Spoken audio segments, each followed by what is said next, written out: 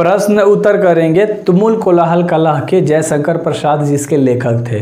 परिचय हम लोगों ने किया था, काफ़ी बेहतर तरीके से किया था मेरे भाई। बोर्ड लेवल का कंटेंट देता हूँ, बेहतर तरीके से तैयारी कराता हूँ एंड आप बोर्ड में मचा दोगे, इतना बिलीव करके चलना केवल, ठीक है। चलो पहला प्रश्न है तुम्हारा कि हृदय की बात का क्या कार्य है। तो हृदय की बात का क्या कार्य है, इसका आंसर ध्यान से सुनिएगा। जब अशांति, कलह और घनघोर कोलाहल की स्थिति हो, किसकी, कलह की, घनघोर कोलाहल की जब स्थिति होती है तो हृदय की बात का कार्य मस्तिष्क को शांति पहुंचाना होता है। यानी अगर दिल में कोई भी चीज़ सोच रहे हो ना तो मस्तिष्क जो भी चीज़ करेगा तो दिल तक पहुंचेगा। और दिल को सुकून चाहिए तो बेचैनी चाहिए, तुम्हें पता है दिल बेचैन होता है तो सुकून, तो मस्तिष्क को शांति पहुँचाता है, उसे आराम देता है। मस्तिष्क जब विचारों को कोलाहल से घिर जाता है, यानी मस्तिष्क में जब अलग अलग चीज़ें थॉट आने लगती है तो हृदय की बात उसे आराम देती है। हृदय कोमल भावनाओं का प्रतीक है।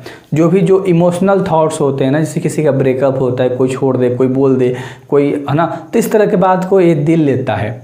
और क्रूशियल बात को, है ना, मस्ती मजाक वाले बात को दिमाग लेता है। तो इस तरह से मेरे भाई हृदय कोमल भावनाओं का प्रतीक है जो मस्तिष्क को विचारों के अशांति से दूर करता है। क्लियर ना। तो पहला का आंसर आपको समझ में बेसिकली आ गया होगा अच्छे तरीके से। अगले सवाल के ऊपर हम लोग बात करेंगे, ज़्यादा सवाल इसमें नहीं है, आराम से आप 5 से 6 मिनट में इस वीडियोज़ को कंप्लीट कर लोगे। क्लियर है ना, 5 से 6 मिनट से ज़्यादा नहीं लगेगा। कविता से उषा किस भूमिका का उल्लेख है ना, कविता से उषा की किस भूमिका का उल्लेख है। तो उषाले उजाले तथा प्रकाश का प्रतीक है। उषा किसका होता है, उजाले और प्रकाश का प्रतीक है। कविता में मनु को प्राप्त करके श्रद्धा आनंद में मग्न होकर गति है कि हे मन, मैं हमेशा दुख में डूबे हुए मन तथा इस अंधकार को उषा यानी उजाले के समान हूँ। कविता में दुखी मन की व्यथा को दूर करने के लिए, व्यथा को, दुखी मन होता है तो उसके व्यथा को, उसके दर्द को दूर करने के लिए उषा का वर्णन है। यहाँ श्रद्धा उषा का प्रतीक है। श्रद्धा क्या है, उषा का प्रतीक है, मतलब उषा श्रद्धा का प्रतीक है। तो अच्छे से याद रख लेना। क्लियर है, तो अच्छे से आपको क्लियर हो गया होगा मेरे भाई। तो इस तरह से आप लोग बेसिक तरीके से सारी चीज़ें करोगे। क्लियर ना। अगले सवाल के ऊपर हम लोग बात करते हैं। तीसरा नंबर का सवाल है और तीसरा नंबर का सवाल कह रहा है कि चातकी किसके लिए तरसती है। तो चातकी एक नक्षत्र के छोटी सी बूंद के लिए तरसती है। चातकी एक पक्षी है जो स्वाति के बूंद के लिए तरसती है।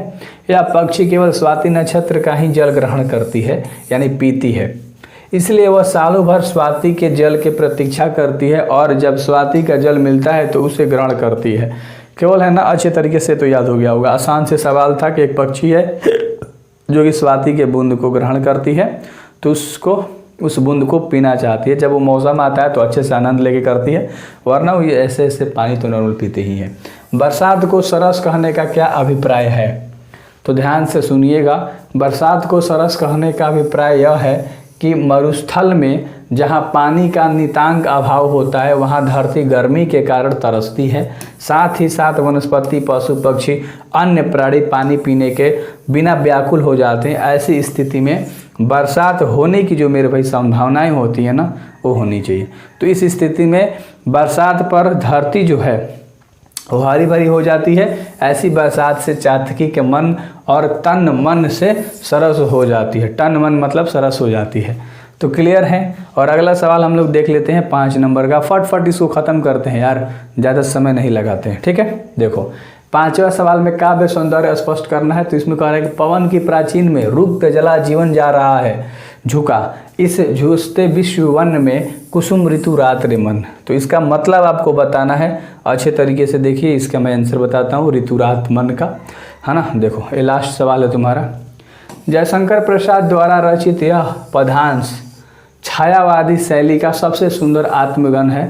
मनु को प्राप्त करके श्रद्धा आनंद विभोर होकर जल भर झुक जाता है, तब इस झुकते हुए विश्व वन की मैं वसंत ऋतु हूँ, अर्थात मैं ज्वाला में धधकते हुए विश्व को शांति प्रदान करने वाली हूँ। इस झुलसती हुई में क्या कर रही है, शांति प्रदान करने वाली है ना। कौन, कुसुम ऋतु रात्रि मन। चलो तो इस तरह से आप याद कर सकते हो, छोटी छोटी चीज़ें हैं। ऑब्जेक्टिव है जो कि आपको मैं करा दूंगा अगले वीडियोस में। तो आई होप कि आपको एक क्वेश्चन आंसर ठीक लगा होगा।